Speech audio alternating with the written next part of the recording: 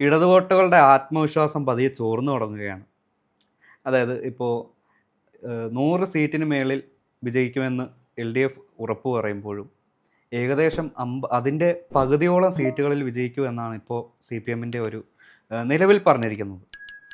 ഇടതുകോട്ടയ്ക്ക് ആഘാതം സംഭവിച്ചു.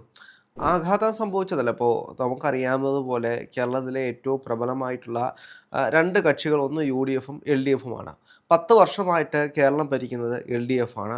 അപ്പോൾ സ്വാഭാവികമായിട്ടും കഴിഞ്ഞ കുറച്ച് ദിവസങ്ങളായിട്ട്, അതായത് ഇലക്ഷൻ അവസാനിച്ചതിന് ശേഷം LDF തങ്ങളുടെ കണക്ക് കൂട്ടലുമായി മുന്നോട്ട് പോയിക്കൊണ്ടിരിക്കുകയാണ്. എല്ലാ മുന്നണികളും കണക്ക് കൂട്ടുന്നുണ്ട് എത്ര സീറ്റ് കിട്ടും. ഇപ്പോൾ UDF-ലാണെങ്കിൽ മുഖ്യമന്ത്രി ചർച്ചകൾ വരെ നടന്നുകൊണ്ടിരിക്കുകയാണ്. ആരാണ് അടുത്ത മുഖ്യമന്ത്രി എന്നതിനെ ചൊല്ലി അതും വലിയ ഫൈറ്റ് നടക്കുകയാണ്. രമേശ് ചെന്നിത്തല, VD സതീശൻ, അതേപോലെ തന്നെ KC വേണുഗോപാൽ, പല പേരുകളാണ് വരുന്നത്. പക്ഷേ LDF-നെ സംബന്ധിച്ച് LDF വീണ്ടും വീണ്ടും പഠിച്ചുകൊണ്ടിരിക്കുകയാണ് എന്താണ് സംഭവിക്കാൻ പോകുന്നത്. കേരള രാഷ്ട്രീയത്തിൽ ഏറ്റവും കൂടുതലും കൃത്യമായിട്ടുള്ള കണക്കുകൂട്ടലുകൾ ഉള്ളത് CPM പാർട്ടിക്കാണ് എന്നാണ് എൻ്റെ ഒരു അഭിപ്രായം. കാരണം ഏത് തെരഞ്ഞെടുപ്പ് എടുത്തു കഴിഞ്ഞാലും കേരളത്തെ സംബന്ധിച്ച്, കേരളത്തിലൊരു പഞ്ചായത്ത് തലത്തിലാണെങ്കിൽ പോലും അവരുടെ ഏരിയ കമ്മിറ്റി കൃത്യമായിട്ടുള്ള കണക്കുകളുണ്ട്. എത്ര സീറ്റിൽ വിജയിക്കും, ഒരു വാർഡിലാണെങ്കിൽ പോലും ആ വാർഡിൽ എത്ര പേരുണ്ട്, ആ എത്ര പേരുടെ വോട്ടുകൾ CPM-ന് ലഭിക്കും, എത്ര വോട്ടുകൾ UDF-ന് ലഭിക്കും, എത്ര വോട്ടുകൾ BJP-ക്ക് ലഭിക്കും എന്നുള്ള ഏകദേശ പ്രിസിഷൻ ഉള്ള ഒരു പാർട്ടി എന്ന് പറയുന്നത് CPM ആണ്. ഇന്നും അങ്ങനെ തന്നെയാണ് ആ പാർട്ടി. ആ പ്രഡിക്ഷൻ പലപ്പോഴും അത് ശരിയായി വന്നിട്ടുണ്ട്. തീർച്ചയായിട്ടും. അപ്പോൾ LDF-നെ സംബന്ധിച്ച് ഒരു ബൂത്ത് തലത്തിലാണെങ്കിൽ പോലും CPM-ന് എത്ര വോട്ടുകൾ കിട്ടുമെന്നുള്ള കണക്കുകൂട്ടൽ അവർക്കുണ്ട്. ആ കണക്കുകൂട്ടലുകൾ നേരെ ബൂത്ത് കമ്മിറ്റിയിൽ നിന്നും ഏരിയ കമ്മിറ്റിയിലേക്കും, ഏരിയ കമ്മിറ്റിയിൽ നിന്നും മണ്ഡലം കമ്മിറ്റിയിലേക്കും, അങ്ങനെ ഓരോ കമ്മിറ്റികളിലേക്ക് അയച്ചു കൊടുത്ത് അവിടെയെല്ലാം പഠനങ്ങൾ നടന്നുകൊണ്ടിരിക്കുകയാണ്. കണക്കുകൾക്കൊടുവിൽ അവസാനം CPM കണ്ടെത്തിയിരിക്കുന്നത് 59 സീറ്റിൽ അവർ കൃത്യമായിട്ട് വിജയിക്കും. ഷുവർ ഷോട്ടായിട്ട് അവർ വിജയിക്കും 59 സീറ്റുകൾ. തെരഞ്ഞെടുപ്പിന് മുന്നേ വരെ, അതായത് തെരഞ്ഞെടുപ്പിന് ശേഷവും CPM പറഞ്ഞത് ഞങ്ങൾ 100 സീറ്റിൽ വിജയിക്കുമെന്നായിരുന്നു CPM-ന്റെ കണക്കൂടൽ. പക്ഷെ അവരൊരു കോൺഫിഡൻസ് കുറഞ്ഞു വരുന്നതാണ് നമുക്ക് കാണാൻ കഴിയുന്നത്. ഇപ്പോൾ അവർ CPM-ന്റെ വിലയിരുത്തൽ എന്ന് പറയുന്നത് ന്യൂനപക്ഷ വോട്ടുകൾ ഏകീകരിച്ചിട്ടില്ലെങ്കിൽ 75 സീറ്റിന് മുകളിൽ പിടിച്ച് LDF അധികാരത്തിൽ വരുമെന്നാണ് LDF-ന്റെ കോൺഫിഡൻസ് എന്ന് പറയുന്നത്. അതിൻ്റെ പ്രധാനപ്പെട്ട കാരണങ്ങൾ മണ്ഡലം കമ്മിറ്റികളും ഏരിയ കമ്മിറ്റികളും കൊടുത്ത കണക്കുകൾ അനുസരിച്ചാണ്. ഈ കണക്കുകൾ പരിശോധിച്ച് കഴിഞ്ഞാൽ LDF തന്നെ പറയുന്നത് കേരളത്തിൽ ഒരു BJP സ്ഥാനാർത്ഥി ഉണ്ടായേക്കാം. അത് തിരുവനന്തപുരത്ത് നിന്നും രാജീവ് ചന്ദ്രശേഖരനാണ്. അതായത് ഏറ്റവും കൂടുതൽ ഫൈറ്റ് കിട്ടിയ രണ്ട് സ്ഥാനാർത്ഥികൾ ആരൊക്കെയാണ് എന്ന് ചോദിച്ചു കഴിഞ്ഞാൽ ആറന്മുളയിൽ വീണ ജോർജ്, അതായത് മന്ത്രിമാരിൽ ആറന്മുളയിൽ വീണ ജോർജും തിരുവനന്തപുരത്ത് നേമത്ത് ശിവൻകുട്ടിയുമാണ്. അപ്പോൾ സ്വാഭാവികമായിട്ടും തിരുവനന്തപുരത്ത് ഒരു BJP സ്ഥാനാർത്ഥി ഉണ്ടായേക്കാം ന്യൂനപക്ഷ വോട്ടുകൾ ഏകീകരിച്ചിട്ടുണ്ടെങ്കിൽ. അത് ശബരിനാഥൻ UDF-ലേക്ക് ഏകീകരിച്ചിട്ടുണ്ടെങ്കിലുള്ള കാര്യമാണ്.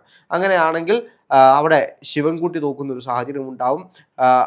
അതേപോലെ തന്നെ രാജീവ് ചന്ദ്രശേഖരൻ വിജയിക്കുന്നൊരു സാഹചര്യം ഉണ്ടാവും. പത്തനംതിട്ട ആറന്മുളയിലേക്ക് വന്നു കഴിഞ്ഞാൽ ആറന്മുളയിൽ വീണ ജോർജിന് തെരഞ്ഞെടുപ്പിന് മുമ്പോട്ടുണ്ടായിട്ടുള്ള ഏറ്റവും വലിയ ഫാക്ടർ എന്ന് പറയുന്നത് കണ്ണൂരുണ്ടായിട്ടുള്ള ആ ഒരു അപകടമായിരുന്നു, ആ ഒരു ഇൻസിഡൻറ്റ്. അതിൽ വീണ ജോർജിന് ഏറ്റവും കൂടുതലും നാണക്കേടുണ്ടായത് വീണ ജോർജിന് കഴുത്തിന് പരിക്കേറ്റു എന്ന് പറഞ്ഞുകൊണ്ട് മെഡിക്കൽ കോളേജിലേക്ക് പോകുന്നു, ICUയിലേക്ക് കയറ്റുന്നു, കുറേ നാടകങ്ങൾ പെട്ടെന്ന് കാണിക്കുന്നു. പിറ്റേ ദിവസം സ്റ്റേറ്റ് കാറിൽ തന്നെ കയറി വീട്ടിലേക്ക് പോകുന്നു. എന്നിട്ട് കഴുത്തിൽ മറ്റേ കോളറൊക്കെ ഇട്ടിട്ട് പത്രക്കാരെ കാണുന്നു. അതേപോലെ തന്നെ ജനങ്ങളിലേക്ക് വോട്ട് ചോദിക്കാൻ പോകുന്നു. അത് കുറച്ച് കഴിയുമ്പോഴത്തേക്കും തന്നെ അത് മാറുന്നു. പക്ഷേ എന്താണ്, ഈ തെരഞ്ഞെടുപ്പിനെല്ലാം ശേഷമാണ് ആരോഗ്യമന്ത്രി പോലീസിന് ആ കേസിനനുസരിച്ചുള്ള റിപ്പോർട്ട് കൊടുക്കുന്നത്. റിപ്പോർട്ടിൽ എന്താണ്, KSUക്കാർ ഉപദ്രവിച്ചിട്ടൊന്നുമില്ല, അങ്ങോട്ടും ഇങ്ങോട്ടുള്ള ഉന്തും തള്ളലിൽ സംഭവിച്ചതാണ്. പക്ഷേ കഴിഞ്ഞ ദിവസം മാധ്യമങ്ങളെ വീണ ജോർജ് കണ്ടിരുന്നു. അപ്പോഴും അവർ കൊടുത്ത ആ ഒരു ഉന്തും തള്ളവും ഉണ്ടായി എന്നുള്ള ആ ഒരു മൊഴിയിൽ ഇപ്പോഴും ഉറച്ചു നിൽക്കുകയാണ്.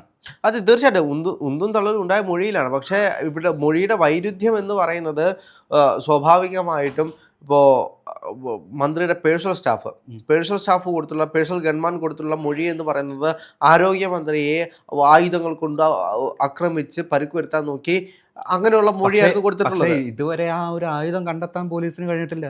അതെ, അപ്പോൾ ഗൺമാൻ കൊടുത്ത രണ്ട് മൊഴികളും വൈരുദ്ധ്യം വന്നു.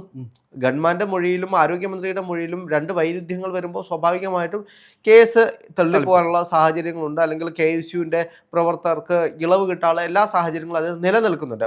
അപ്പോൾ എന്ത് തന്നെയാണെങ്കിലും അത് തെരഞ്ഞെടുപ്പിന് ശേഷം വോട്ടെല്ലാം പെറ്റിയിലായതിനു ശേഷമാണ്. പക്ഷെ അതിന് മുമ്പിട്ടുണ്ടായിട്ടുള്ള ഈ പ്രശ്നങ്ങളെല്ലാം അത് ആരോഗ്യമന്ത്രിക്കെതിരായിട്ടാണ് സംഭവിച്ചിട്ടുള്ളത്. അതുകൊണ്ട് തന്നെ ആറന്മുളയിൽ BJPയുടെ വോട്ട് വാങ്ങിച്ചിട്ടാണ് കഴിഞ്ഞ തവണയെല്ലാം വീണ ജോർജ് വിജയിച്ചത് എന്നുള്ള വലിയ ആക്ഷേപങ്ങൾ നിന്നിരുന്നു. കാരണം BJPക്ക് അവിടെ 10,15,000 വോട്ടുണ്ടായിരുന്നു, അതിൽ നിന്നും വലിയ കുറവുണ്ടായി. അങ്ങനെയാണ് ആ ഒരു 10,000 വോട്ടിൻ്റെ കുറവ് ആരോഗ്യമന്ത്രിക്ക് വന്നു, വീണ ജോർജിന് കിട്ടി എന്ന് പറയുന്നൊരു ആക്ഷേപം ഉണ്ടായിരുന്നു. എന്താണെങ്കിലും ഇപ്രാവശ്യം നമ്മൾ അറിയാതെ പോകുന്ന മറ്റൊരു കാര്യമുണ്ട്. അവിടെ കുമ്മനം രാജശേഖരനായിരുന്നു BJPയുടെ സ്ഥാനാർത്ഥി. സ്വാഭാവികമായിട്ട് BJPയുടെ എല്ലാ വോട്ടുകളും കുമ്മനം പിടിച്ചു മാറ്റുമ്പോൾ അവിടെ വിജയ സാധ്യത അബിൻ വർക്കിക്കാണ് എന്ന് പറയുന്ന ഒരു സാഹചര്യം. അത് മാത്രമല്ല, ഈ വീണയ്ക്കെതിരെ വയറ്റിൽ കത്രിക കുടുങ്ങിയ ഹർഷനെയും ആശമാര് രംഗത്ത് പരസ്യമായിട്ട് പലരും വന്നു. ഇതെല്ലാം വലിയ രീതിയിൽ അടിയായിട്ടുണ്ട്. അപ്പോൾ എന്ത് തന്നെയാണെങ്കിലും LDF 75 സീറ്റിന് മുകളിൽ അധികാരത്തിൽ വരുമെന്ന് തന്നെയാണ് LDF വിശ്വസിക്കുന്നത്.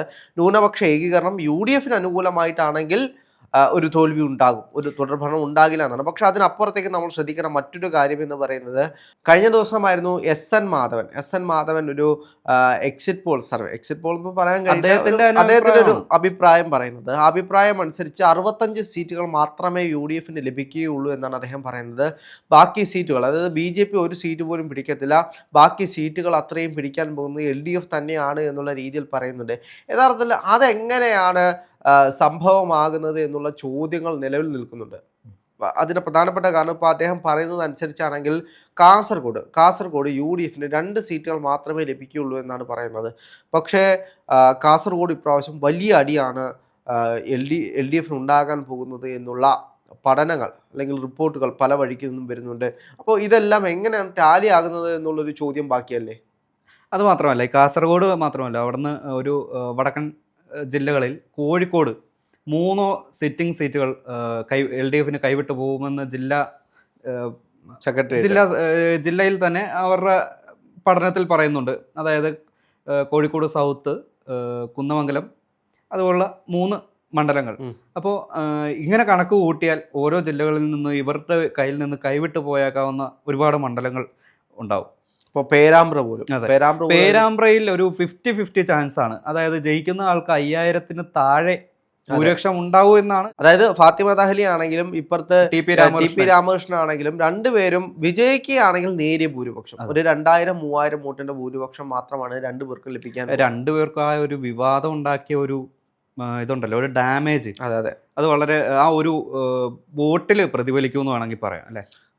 സ്വന്തം വീട്ടിലെ കുട്ടി അല്ലെങ്കിൽ സ്വന്തം കൗമിൽപ്പെട്ട പെൺകുട്ടി എന്ന് അവർ തന്നെ, അതായത് LDF തന്നെ ഇത് മുസ്ലിം ലീഗ് പറഞ്ഞു നടക്കുന്നു എന്നാണ് പറയുന്നത്. അത് അങ്ങനെ പറയുന്നു. അത് തന്നെ തിരിച്ച് നമ്മളിപ്പോ കഴിഞ്ഞ പ്രാവശ്യം ഷാഫി പറമ്പിലിന്റെ തെരഞ്ഞെടുപ്പിൽ കണ്ട കാഫിർ സ്ക്രീൻഷോട്ട്, അത് എങ്ങനെ തിരിച്ച് LDFന് പണി കിട്ടിയെന്ന് നമ്മൾ നോക്കിക്കഴിഞ്ഞാൽ ഈ ന്യൂനപക്ഷ ഏകീകരണം നമ്മുടെ സ്വാഭാവികമായിട്ടും അങ്ങനെ വരുമ്പോൾ സംഭവിക്കും. കാരണം ആക്ഷേപം ഉന്നയിക്കുകയാണ്, അവിടെ ഒരു വർഗീയ ധ്രുവീകരണം വരുമ്പോൾ തന്നെ ഇവരുദ്ദേശിക്കുന്ന ഈ ഭൂരിപക്ഷ ഏകീകരണം ഉണ്ടല്ലോ, അതായത് LDF അവിടെ ഉദ്ദേശിച്ചത് ഭൂരിപക്ഷ ഏകീകരണമാണ്. അതായത് ഹിന്ദു വോട്ടുകൾ, ക്രിസ്ത്യൻ വോട്ടുകളെല്ലാം തങ്ങളിലേക്ക് വരണം, മുസ്ലിം വോട്ടുകൾ ഫാത്തിമയ്ക്ക് പോവുകയാണെങ്കിൽ ബാക്കി വോട്ടുകൾ തങ്ങളിലേക്ക് വരണം എന്നുള്ള രീതിയിലാണ് അവർ ആ രീതിയിൽ പ്രസ്താവന ഇറക്കിയത്.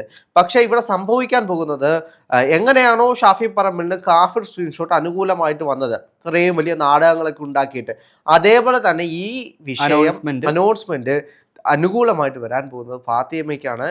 എൻ്റെ കണക്കൂട്ടൽ അനുസരിച്ചാണെങ്കിൽ ഒരു 8,000 വോട്ടിന്റെ ഭൂരിപക്ഷത്തിൽ ഫാത്തിമ അവിടെ ജയിക്കും.